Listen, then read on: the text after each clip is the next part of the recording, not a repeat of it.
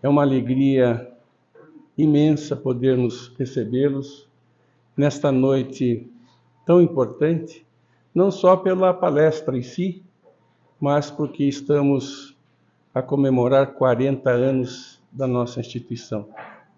40 anos que esta casa, em nome de Jesus Cristo, abriu as suas portas para acolher com carinho e fraternidade todos aqueles que aqui a buscam. Então, para nós é uma alegria imensa tê-los conosco e podermos comemorar esses 40 anos.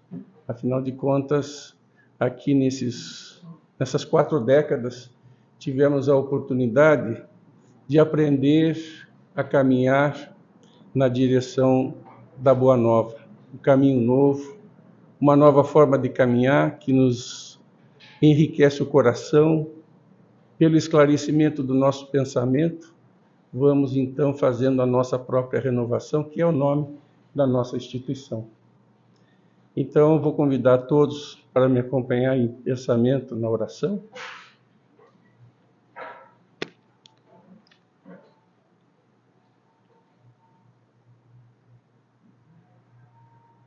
Vamos elevar em uníssono os nossos pensamentos a Deus, nosso Pai,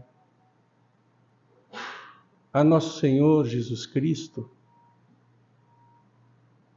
pelas bênçãos que não nos têm faltado. Agradecer pela vida, pelo convívio em sociedade, agradecer por esta doutrina de luz, a nos indicar um novo rumo e uma nova forma de caminhar. Agradecer pelo amparo espiritual que temos recebido em toda a nossa trajetória de vida. Agradecer, Senhor, por esta casa, pelas bênçãos que aqui colhemos quando chegamos, pelo abraço fraterno dos amigos espirituais, que a todos nos envolve carinhosamente a cada encontro. Pela tua presença entre nós, porque aqui estamos reunidos em teu nome. E agradecer por mais este momento de celebração dos nossos 40 anos. Agradecer a toda a equipe espiritual que nessa jornada de 4 décadas, em momento algum, nos deixou a sós, abraçando-nos, intuindo-nos para as atividades serem desenvolvidas com o carinho dos teus exemplos, das tuas lições vivas. Muito obrigado, Senhor, por mais esta oportunidade de nos encontrarmos, mais do que reunidos, mas a cada instante mais unidos em teu nome, seguindo os teus passos e os teus exemplos. Muito obrigado de ser conosco uma vez mais nesta noite. Que assim seja. Antes de fazermos a apresentação do nosso querido amigo, nós gostaríamos de chamar o nosso irmão Luiz Gomes para nos abrilhantar com uma poesia que ele escolheu para agradecer pela nossa pátria. A poesia fala sobre a pátria, de Olavo Bilac, falando do amor pelo Brasil, pedindo então para que a gente pudesse acompanhá-lo aí.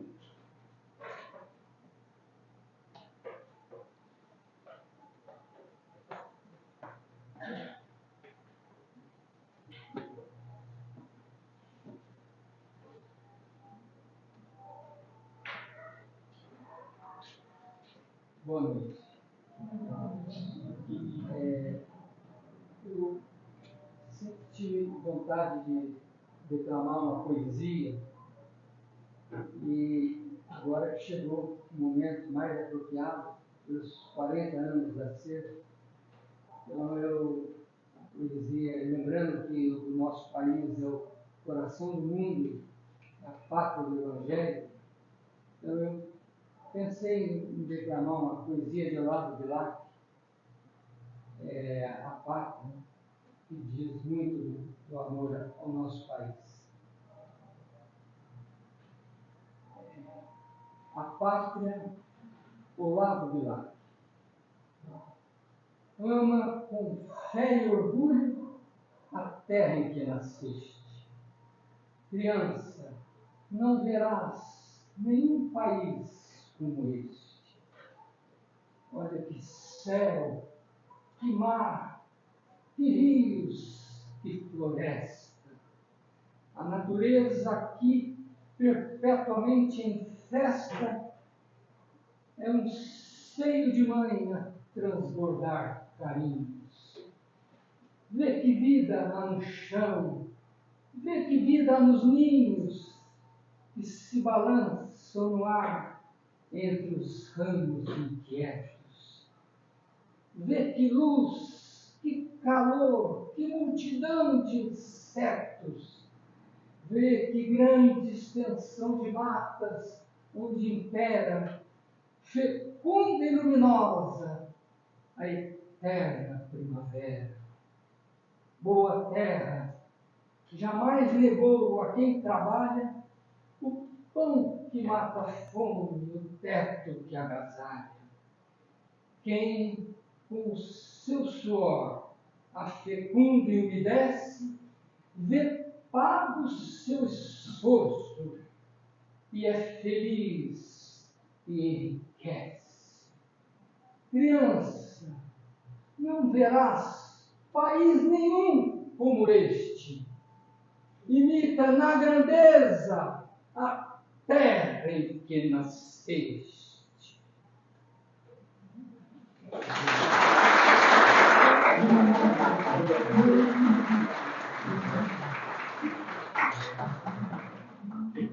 Muito bem.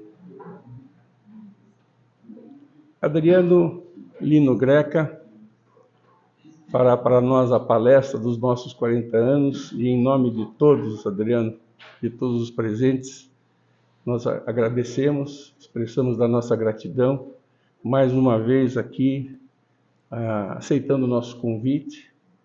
É uma alegria muito grande tê-lo conosco.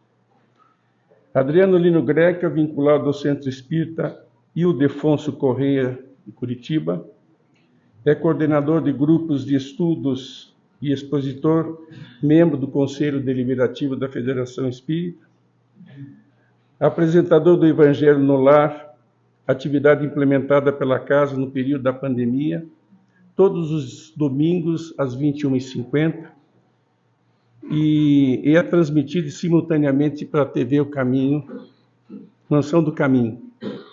Desde 1990, é trabalhador da Federação Espírita do Paraná, onde já exerceu várias atividades.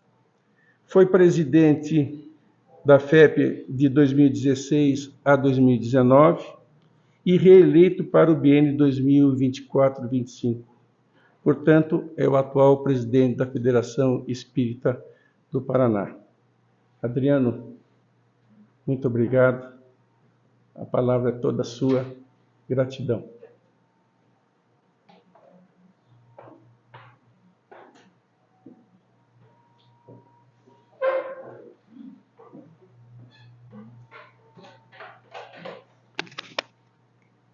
Boa noite a todos, queridas irmãs, queridos irmãos. É uma alegria para nós aqui estarmos mais uma vez. Sinto-me muito honrado com esse convite, que se repete, não é? Mais uma ocasião de aniversário da Sociedade Espírita Renovação.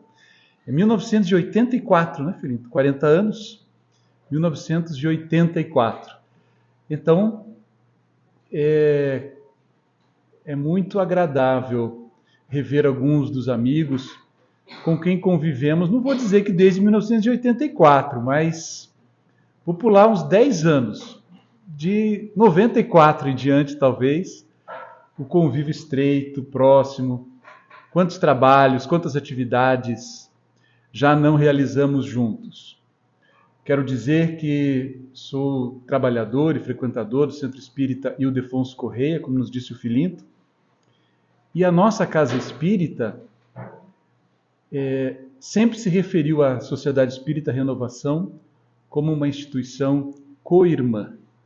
Quantas atividades, me recordo do passado, promovemos juntos. Então, para mim, eu me sinto em casa.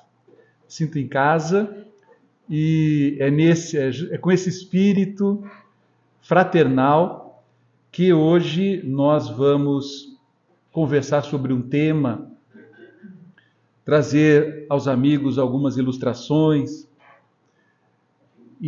mas especialmente quero abordar uma mensagem, algumas mensagens que nos chegaram a todos nós muito recentemente, no ano de 2023, através da mediunidade de psicografia do nosso querido Divaldo Pereira Franco, da benfeitora Joana de Ângeles, que nos presenteou com esta obra belíssima intitulada Mundo Regenerado.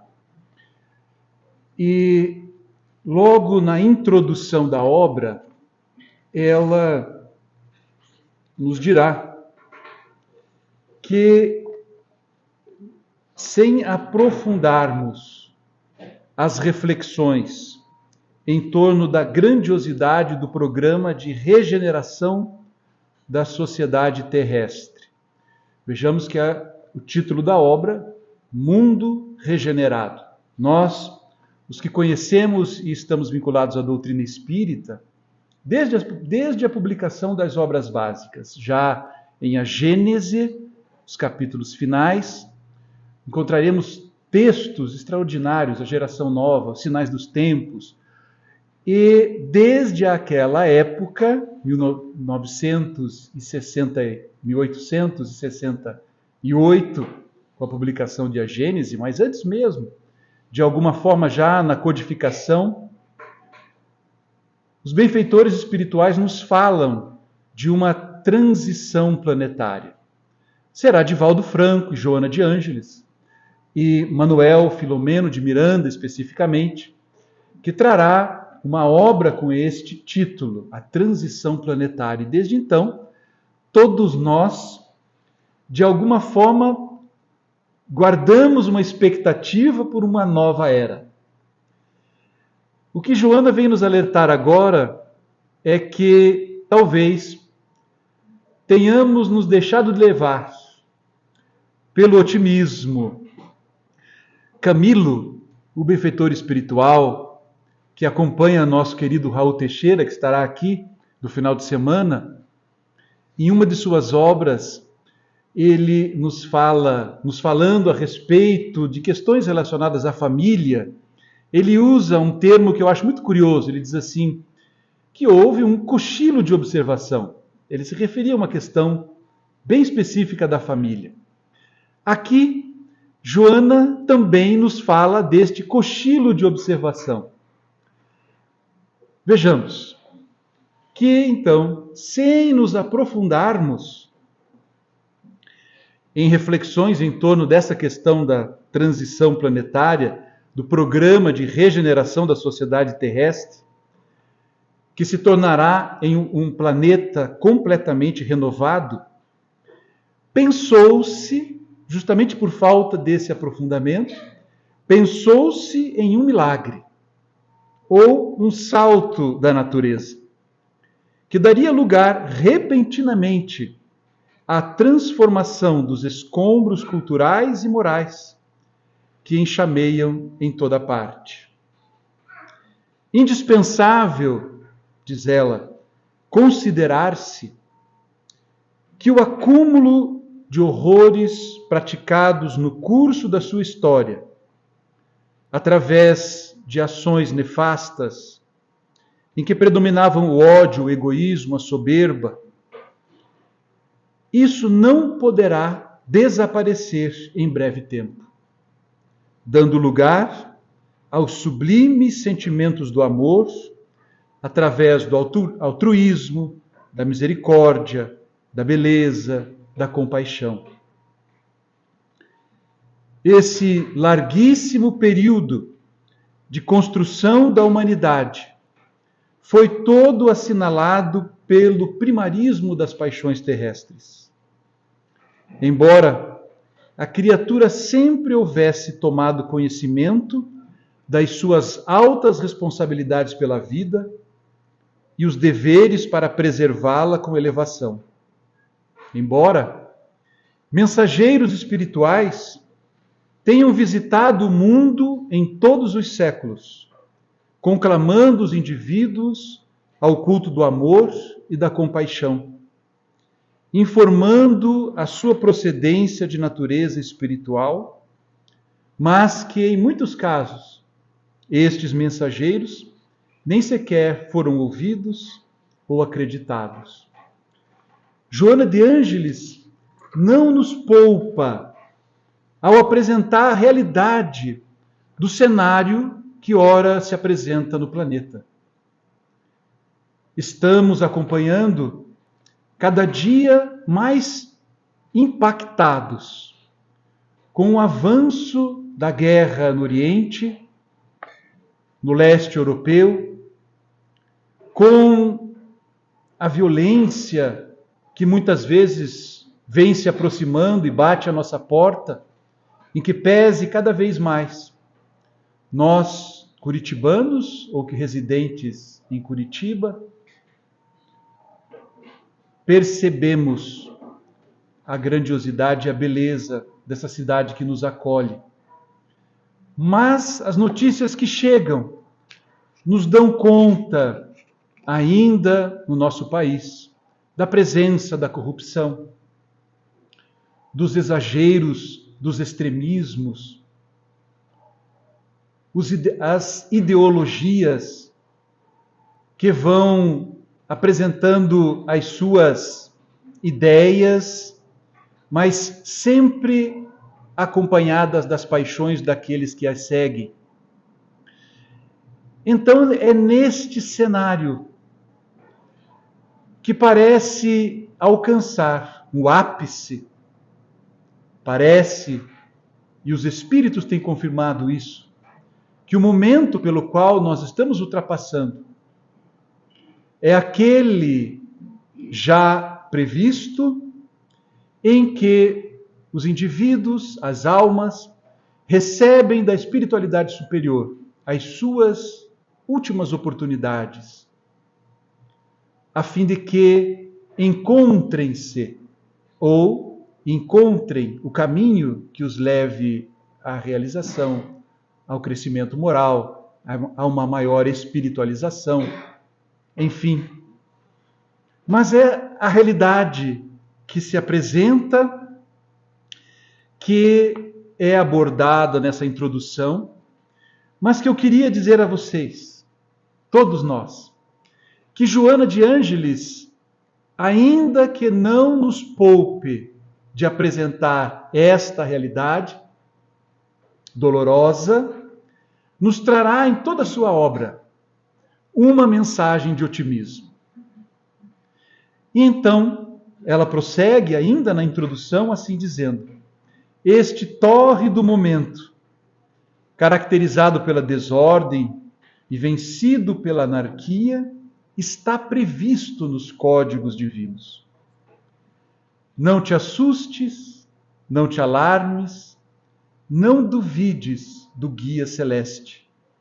A gloriosa barca da terra, ou a gloriosa barca terrestre, não se encontra à matroca.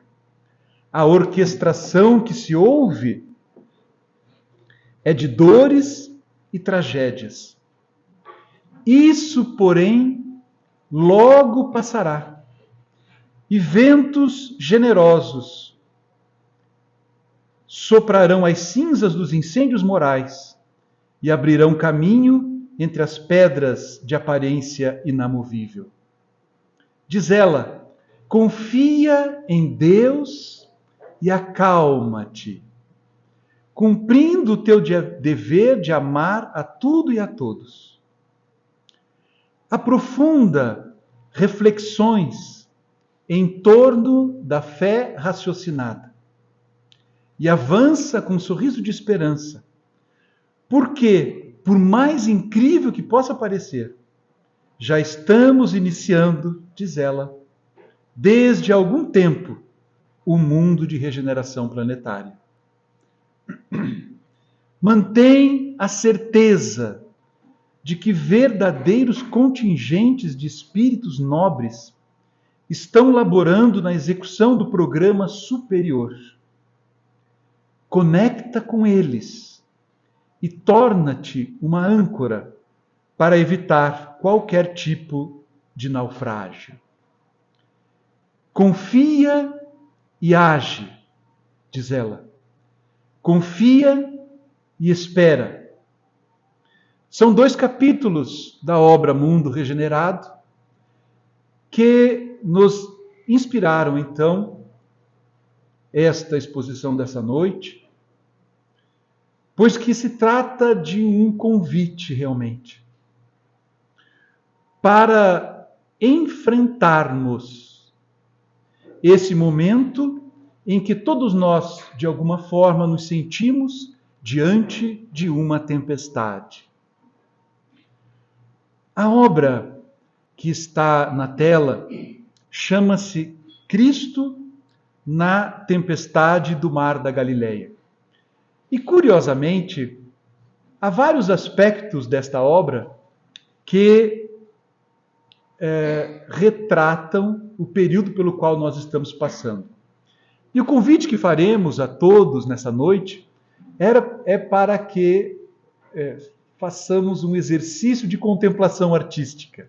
Aliás, há algum tempo atrás, nosso querido Divaldo Pereira Franco nos trouxe aos membros do Conselho Federativo Estadual, em uma de suas falas, ele pediu que projetássemos, isso há alguns anos atrás, projetássemos uma tela de Rembrandt, o pintor holandês, intitulada O Retorno do Filho Pródigo. Ele, então, olhando aquela obra e nos convidando a observarmos os detalhes, promoveu esse exercício. Se retornarmos à origem da palavra empatia, empateia, do grego, que significa exatamente entrar no sentimento, é justamente o que fez Divaldo e é o que humildemente pretendemos fazer aqui também. Convidar a todos a olharmos a obra, mas tentarmos entrar no sentimento do artista. O que ele quis retratar, como ele quis retratar. Este comentário que Divaldo fez sobre a obra de Rembrandt está publicado, porque ele falou por mais de 1 hora, o texto foi transcrito, numa obra intitulada Conversando com Divaldo, é o volume 2, uma publicação da Federação Espírita do Paraná. E é maravilhoso. Então eu convido a todos para conhecerem esta obra, se ainda não a conhecem. Mas aqui nós temos uma outra obra de Rembrandt. Se o Retorno do Filho Pródigo, Divaldo nos disse que Rembrandt a pintou já quando estava em idade avançada, aqui, Cristo na Tempestade do Mar da Galileia, ele a pintou no ano de 1633. Ainda jovem, pouco mais de 25 a 27 anos de idade, retratando uma passagem do Evangelho naturalmente. Jesus acalma a tempestade. Nos Evangelhos de Mateus, Marcos, Lucas, estes evangelistas retratam este momento que aparentemente se deu um dia antes daquela viagem que ele cruza o mar da Galileia e vai à chamada região de Decápolis, né? Onde se dá a expulsão daqueles espíritos que se auto-intitulavam Legião e que obsediavam um jovem. Aquele episódio em que os porcos se atiram do penhasco e o Cristo e os seus apóstolos não foram recebidos, tendo sido convidados, tendo sido expulsos daquela região. Pela sequência do Evangelho, esta passagem em que Jesus acalma a tempestade antecedeu a este outro episódio marcante do nosso Evangelho. A obra, curiosamente, além da tempestade em si, naturalmente aqui exagerada pelas tintas e pela licença poética do autor, porque se olharmos o mar da Galileia, reconheceremos ali um lago, não é? E talvez as ondas não fossem tão expressivas, mas o artista sempre busca retratar conforme compreende as coisas, não é? Ele então carrega nas tintas, demonstrando ali uma tempestade que realmente agitou o mar da Galileia. A pintura, além de retratar então essa tempestade, e que de alguma forma é o momento pelo qual nós estamos passando, sob a ótica do planeta, mas muitas vezes também enfrentamos as tempestades que atingem a nossa própria vida, no âmbito da nossa vida individual. Mas além disso, a obra, ela tem uma história curiosa. Uma colecionadora norte-americana, Isabella Stewart Gardner, criou um museu na cidade de Boston. Ela que viajara o mundo, comprando, adquirindo obras, as colecionando, em um determinado momento, julgou que deveria transformar o seu acervo no museu e assim agiu. Mas a obra, com outras, foi roubada no ano de 1990. E então, há mais de 30 anos, esta obra de Rembrandt, uma das mais valiosas produzidas por ele, encontra-se desaparecida. De alguma forma, é também o cenário da nossa realidade, né? Até quando viveremos com essa realidade?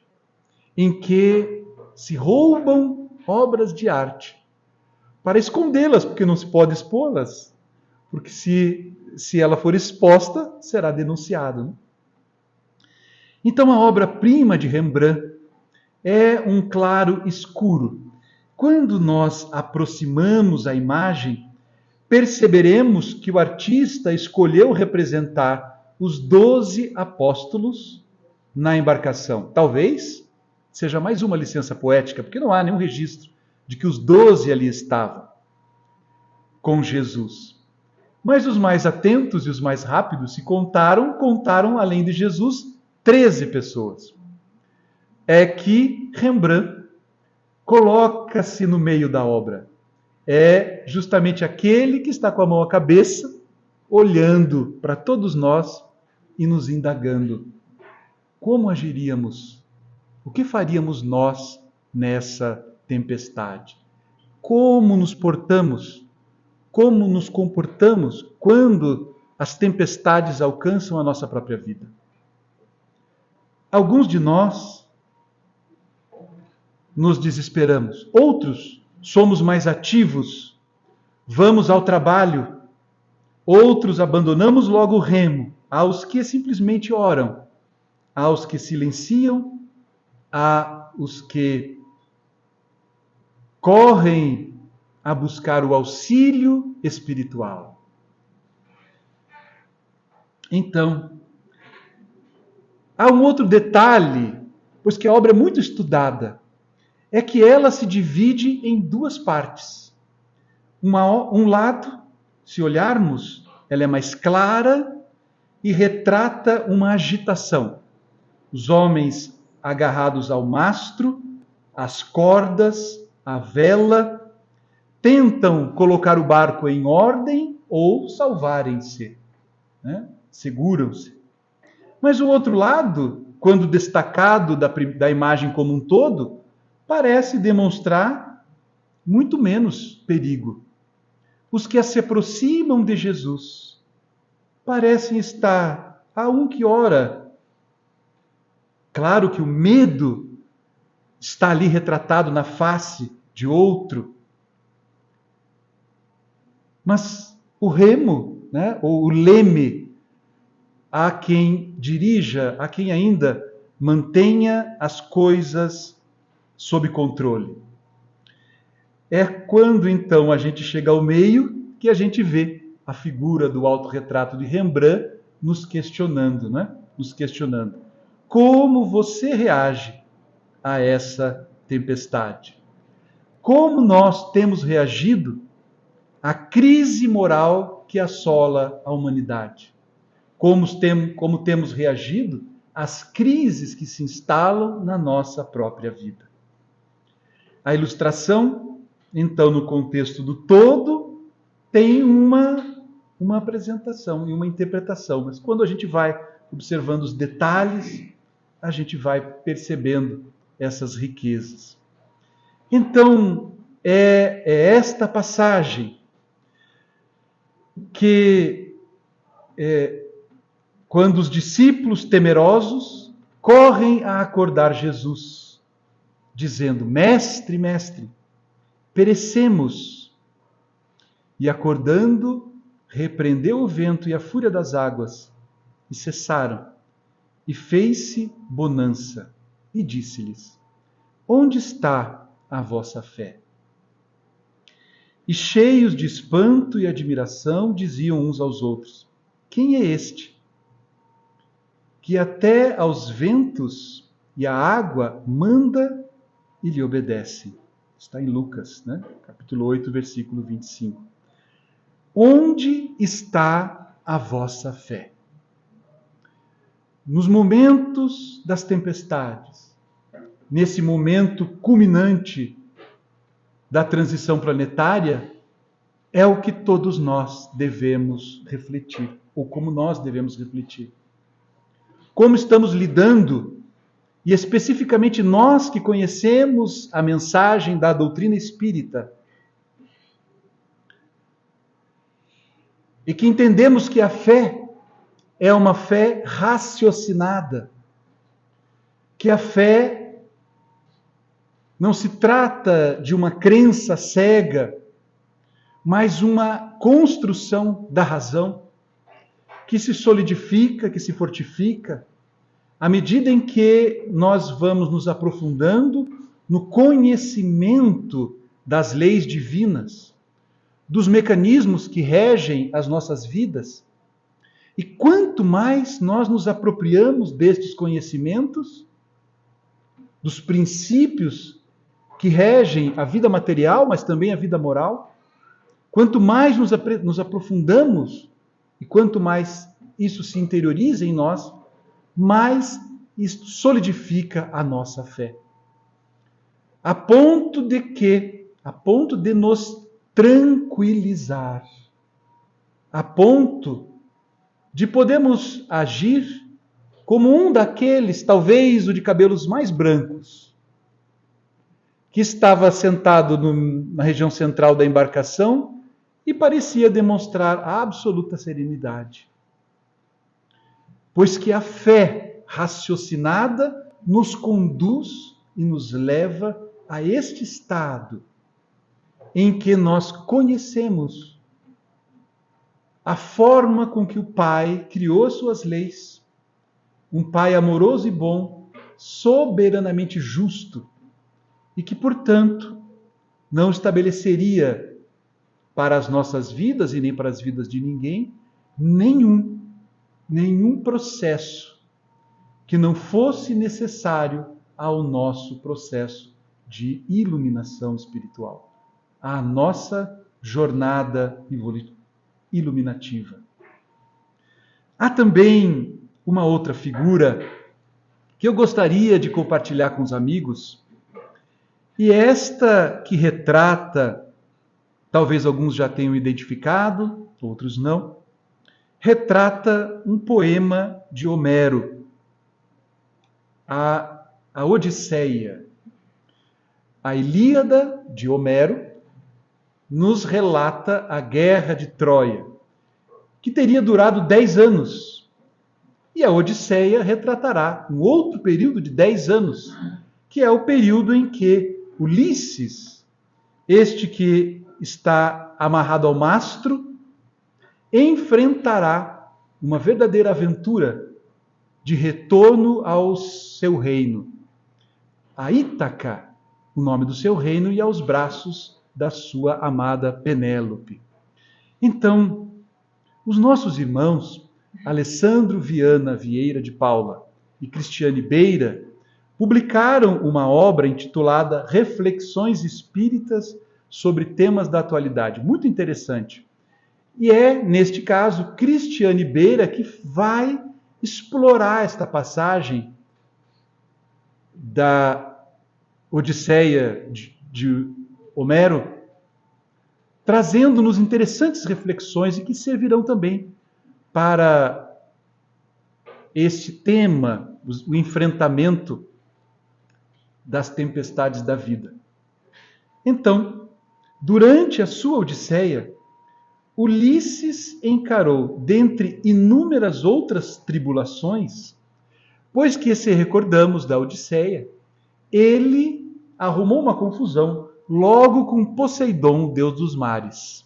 Então, depois que venceu a guerra de Troia, ele era muito astuto, e é dele a ideia de presentear os gregos com aquele Kinder Ovo gigante, né? Que é um Kinder Ovo com surpresa. Quando se abriu o cavalo de Troia, todos sabemos, o exército dos gregos ali estava, perdão, dos troianos, né? Ali estavam e puderam assim vencer a guerra, dar novos rumos à guerra.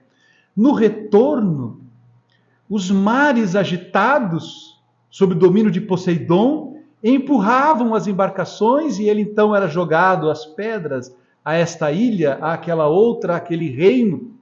E assim foram 10 anos. Dentre inúmeras outras tribulações, ele enfrentará a tentação promovida pelas sereias. Seres monstruosos e antropófagos que seduziam os homens para os arremessarem nos recifes e os devorarem depois de mortos. Ulisses contou com a proteção de Circe, que lhe ensinou como lidar com as sereias. Explicou-lhe que ele poderia adotar 3 possíveis atitudes: ceder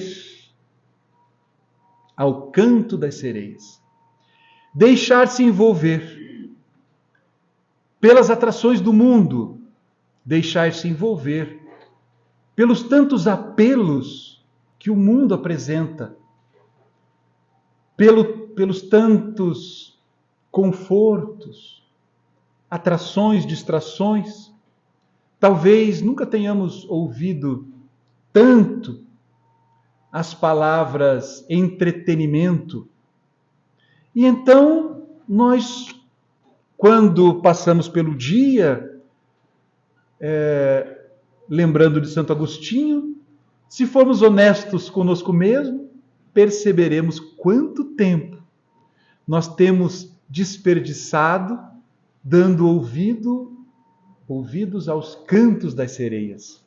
E quantas vidas não perderam o seu rumo, quantas reencarnações não fugiram dos caminhos planejados, estabelecidos, justamente porque nós nos deixamos seduzir, nós nos deixamos envolver pelos apelos do mundo, os apelos do materialismo, do consumismo, deixando de lado, absolutamente desequilibrado, os interesses dedicados às questões de ordem moral se comparados àquele tempo e aos interesses que dedicamos às coisas do mundo material. Então, ele explicou que, Circe diz que nós podemos ceder. Como quem deixa a vida levar. Como quem segue o chamado efeito manada. Mas todo mundo faz. Mas todo mundo tem. Mas todo mundo vai. Mas qual é o problema se todo mundo? Então, a gente se deixa envolver e se deixa levar. Mas também Circe, a protetora, que era uma espécie de feiticeira, disse que ele poderia fugir. Não enfrentar as dificuldades, os apelos. Fugir do enfrentamento. Fugir do mundo. E esta semana, meus amigos, com muita dor, agora, no último sábado, nós recebemos a notícia, pois que um trabalhador, aliás, Marco Negrão esteve aqui há 2 semanas atrás. Ele abriu a janela do prédio onde ele reside, aqui na Doutor Pedrosa, quando ele viu no prédio da frente uma jovem na janela. E ele viu a movimentação, quando você parece que não está entendendo muito bem o que está acontecendo, mas os bombeiros já estavam na laje, na parte superior da cobertura do prédio, tentando alcançar as janelas. Mas, infelizmente, a jovem atirou-se. Desceu para ter as primeiras notícias, as primeiras informações, e os bombeiros afirmaram: era um sábado de manhã e era o 5º suicídio atendido na cidade de Curitiba. E então a gente fica impactado, né? 25 anos, uma psicóloga, e que diante de pequenas, claro, quem somos nós para julgarmos? Mas aparentemente é incompreensível o ponto que se pode atingir os processos depressivos, mas muito também a dificuldade de enfrentamento das dificuldades da vida. Como tem sido para muitas pessoas algo inadministrável. E então as fugas, quando não para as drogas, para o desvínculo afetivo dos laços familiares, as pessoas simplesmente fogem da vida. Mas é possível enfrentar. Então, Circe lhe dará o como estabelecer esse enfrentamento. Como o canto das sereias, ele coloca cera nos ouvidos dos remadores, que são enfaixados, mas ele pretende enfrentar. Ele, para poder dirigi-los, fica amarrado ao mastro. Prende-se ao mastro. Esta vertical, que representa justamente os nossos princípios, os nossos valores, e é justamente onde temos que encontrar e aonde temos que buscar a nossa segurança. Nós também, para enfrentarmos as tempestades, os desafios que o mundo apresenta. Há pouco conversávamos também, dizia o Filinto, venho de dois finais de semana viajando pelo nosso estado, e conversávamos com os amigos, quantos companheiros do movimento espírita têm enfrentado doenças graves, né? Dificuldades na família, questões relacionadas com os pais, com os filhos, dificuldades de toda ordem. E então, a imagem aqui retratada por um outro artista, deste momento do enfrentamento, traz alguns detalhes para a nossa reflexão. Ele coloca uma imagem de sua Penélope. Ela está com um vestido azul à frente da embarcação. Né? No primeiro momento, coberta ali por uma das sirenes ou sereias. Algum de vocês pode estar estranhando, né? Que sereia é essa, né? Mas estes seres mitológicos, eles podem ser representados, ora sob a forma de peixes, ora sob a forma de aves. É que nós, sofrendo a cultura hollywoodiana, quando falamos de sereia, logo pensamos na pequena sereia, aquele ser dócil, né? Inofensivo, bonitinha, mas não é bem assim, né? As sereias do poema de Homero, as sereias são estes seres perigosos, né? Representam aqui estes apelos, porque tudo em a mitologia tem uma simbologia que precisa ser interpretada. Então ele deixou a imagem do amor da sua vida colocada à frente da embarcação, porque ele sabia onde queria chegar, retornar aos braços da sua amada no seu reino. Então, com foco, tendo objetivos, tendo um sentido existencial. Quantas vezes Joana de Ângeles, de Valdo Franco, não tem nos falado a respeito da importância de todos nós termos um sentido existencial. Ele chega a dizer, não passe um minuto sequer sem ter as rédeas da sua própria vida, sem ter o controle do que você está fazendo e por quê. Por que está fazendo? É claro que nos permitiremos ao momento de repouso, mas até o repouso está sob nosso controle. Nós estabeleceremos o quanto repousaremos, porque não estamos na vida, dirá Emmanuel logo mais uma mensagem que pretendemos compartilhar também, numa excursão. A vida tem um objetivo. Como é importante termos esses objetivos, que Joana de Ângeles nos convidará a tê-los multifacetados, no campo profissional, no campo da família, no campo do atendimento às tarefas, na seara do Cristo. Nós podemos ter os nossos objetivos em várias facetas, mas como é importante tê-los para dar sentido às nossas vidas. Muitos viverão pela família, a família que dá o sentido existencial. Outros vivem pela tarefa. Nós encontramos Divaldo Franco, Raul Teixeira, entregaram suas vidas à divulgação da doutrina espírita. Outros viverão pelos filhos. Mas não deixemos de ter estas metas muito claras.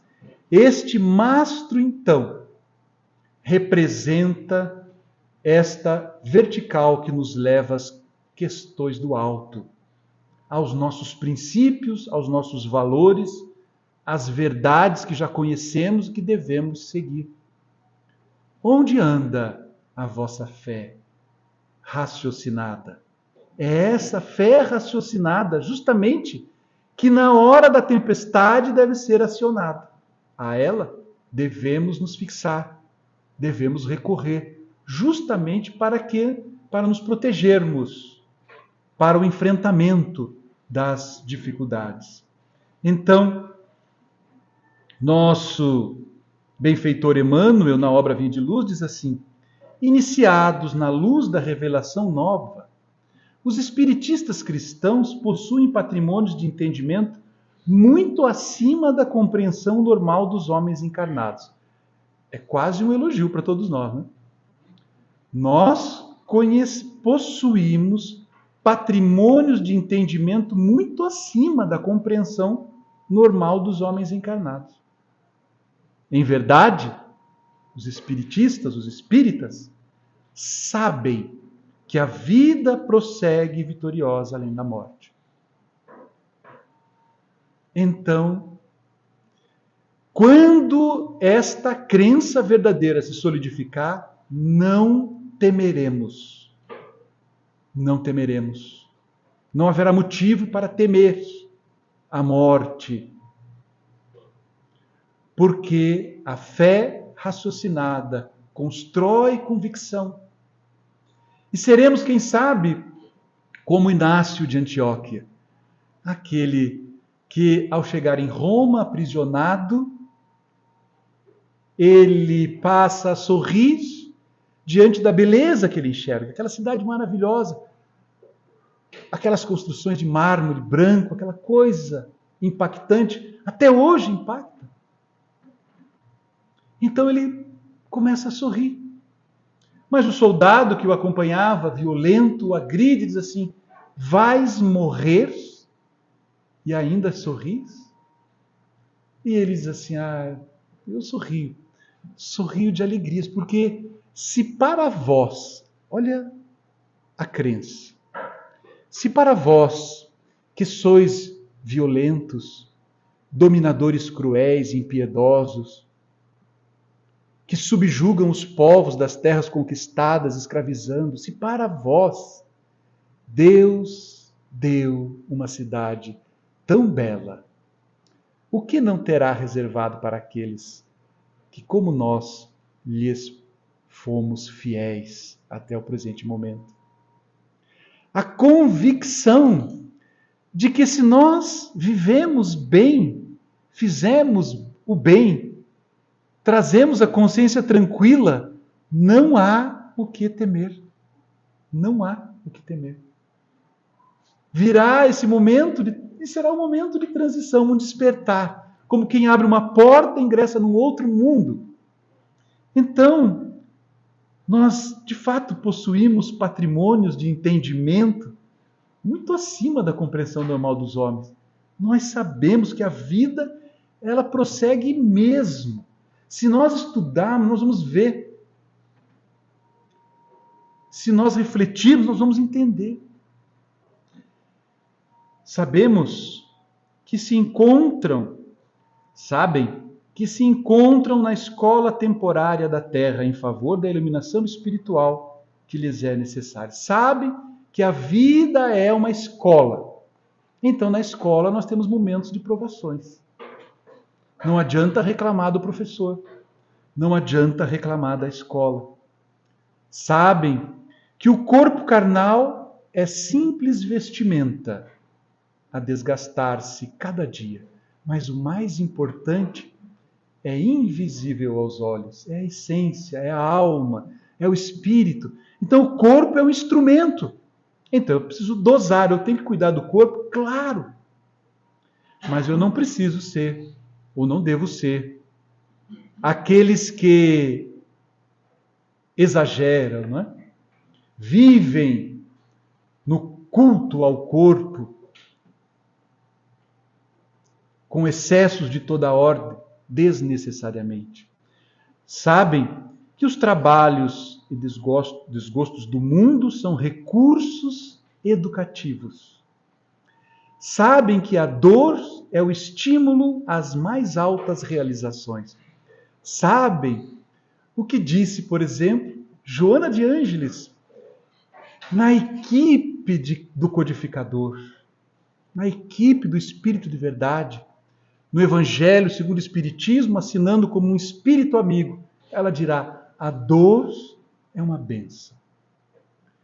Uma bênção que Deus envia aos seus eleitos.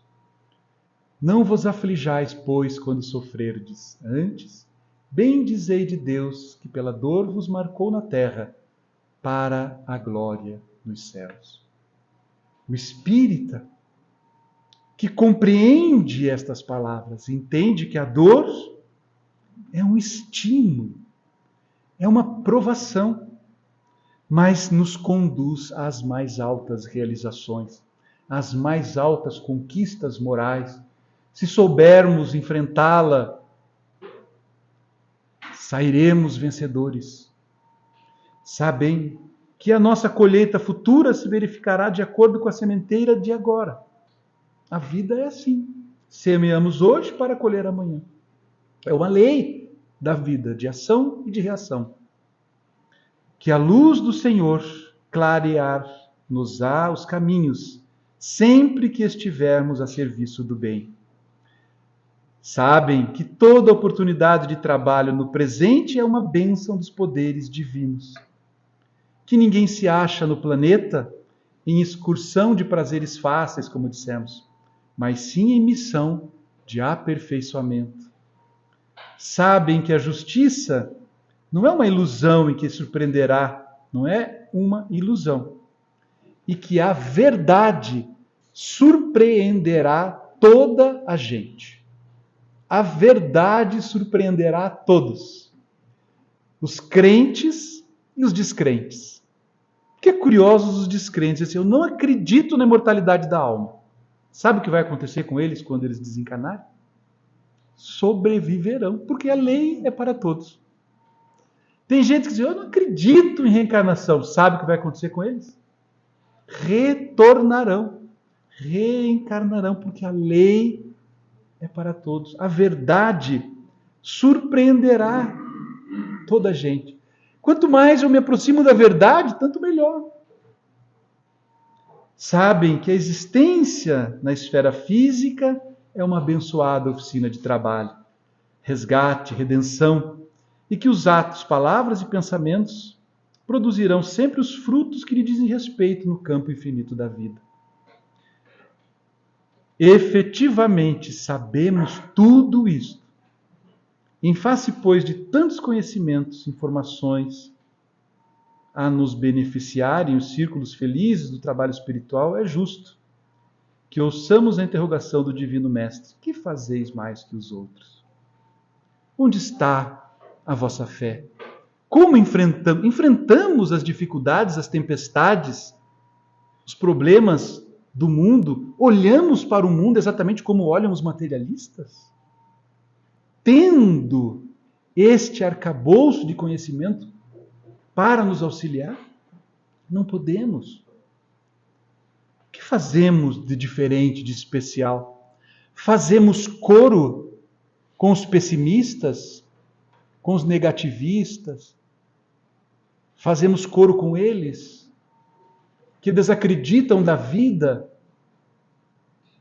Ou somos aquela voz que traz a mensagem da esperança, da calmaria, da paciência, da tolerância? Chegou a primavera ontem. Então todos nós adoramos a primavera, que traz a beleza nas corolas das flores, os jardins, os verdes que se ressaltam. Mas antes de chegar a primavera, foi preciso passar pelas temporadas do outono e do inverno. A vida também é assim. Há momentos em que nós somos convidados a este silêncio, às reflexões, a uma postura de reflexão em torno de tantas dificuldades. Mas devemos nos lembrar de Jesus, que acalmará a nossa tempestade, mas vai nos perguntar: onde anda a vossa fé? Onde anda a nossa fé? Temos feito algo especial? Estamos nos comportando como os materialistas? Então, a benfeitora, nos capítulos 4 e 8, confia e age, confia e espera, conclui assim: tudo se transforma sob a bênção do tempo. O avanço é inevitável. Olhe em derredor e verás o progresso de toda a ordem manifestando-se. Nunca te facultes desanimar. Trabalha, espera e confia. Tudo passa. Este é um momento de alta significação no calendário cósmico da evolução da Terra. Depura-se a Terra mediante a oportunidade de exilar os réprobos réprobos por espontânea vontade. A terra depura-se, mediante a oportunidade de exilar os réprobos por espontânea vontade. Estes que, arraigados ao mal, não aceitam nenhuma proposta transformadora para as suas vidas. Serão exilados. Quantas vezes já ouvimos isso? Então, é este o momento que estamos vivendo. É a apressar a marcha dos mansos e pacíficos para o reino de Deus, conforme nos prometeu Jesus. O grande progresso moral da humanidade está germinando. E em breve, à semelhança da bonança que sucede à tormenta, vê-lo-ás em toda parte. Mais um pouquinho. Tende paciência, persevera, acalma, mas não perca a confiança. Confia e espera. Confia e age. Confia. Vai melhorar, vai passar. É isso que Joana está falando para nós, a obra inteira. Esse progresso, grande progresso moral da humanidade, vê-lo-ás em toda parte, num hino de louvor à vida e ao amor. Faze parte desse alvorecer e ser feliz desde agora. Ser feliz desde agora. Muito obrigado, meus irmãos, pela atenção, pela paciência. E a Sociedade Espírita Renovação, os nossos votos de pleno êxito nas suas tarefas, a você, Filinto, aos amigos, à sua diretoria, que estes primeiros 40 anos, né, sejam de muita alegria e realizações. Muito obrigado, meus irmãos.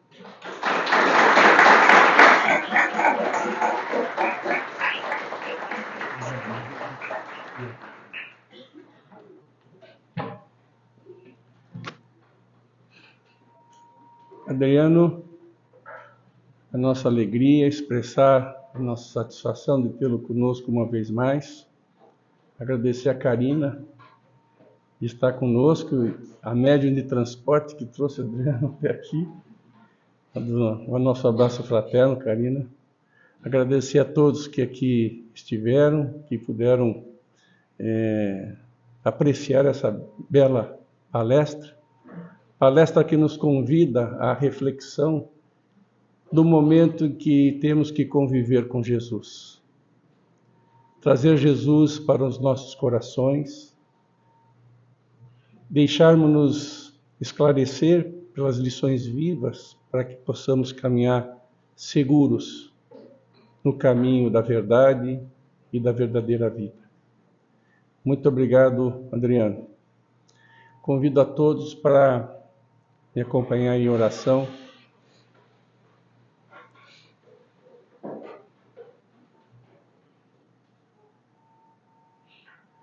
Nosso Senhor e Mestre, Jesus Cristo. Querido amigo, irmão de todas as horas, a nossa gratidão pelo carinho de sempre, pelas tuas vivas e luminosas lições, que a cada dia, que a cada instante, pelas nossas reflexões, vamos aprendendo a nos desvencilharmos das nossas próprias limitações e dificuldades. Essas lições que são um patrimônio a nos proporcionar uma visão ampla, não circunscrita do nosso existir, convidando-nos ao compromisso com a imortalidade, compreendendo a oportunidade que cada um de nós tem no convívio em toda parte, na oportunidade que temos do esclarecimento a tantos corações aflitos, buscando respostas a esses momentos de convulsão necessários para a nossa transformação, para a nossa renovação, para aceitarmos Cristo no coração, adentrarmos a Boa Nova, o caminho do Evangelho, e nesse caminho uma nova forma de caminhar. Jesus, querido amigo, a nossa gratidão por essa nossa casa que abriu as suas portas para nos acolher, para enxugar as nossas lágrimas, para nos esclarecer. E a questão é quanto temos aproveitado deste patrimônio de fraternidade, de solidariedade, de união, de amizade, nas suas lições, Senhor, o aprendizado maior de vivermos no mundo sem ser do mundo, tornando-nos seguidores do seu legado e das suas pegadas. Envolve-nos uma vez mais no carinho do teu amor, ensinando-nos pelas vibrações superiores a alegria de desfrutarmos o convívio contigo, pois aqui estamos reunidos e unidos em vosso nome.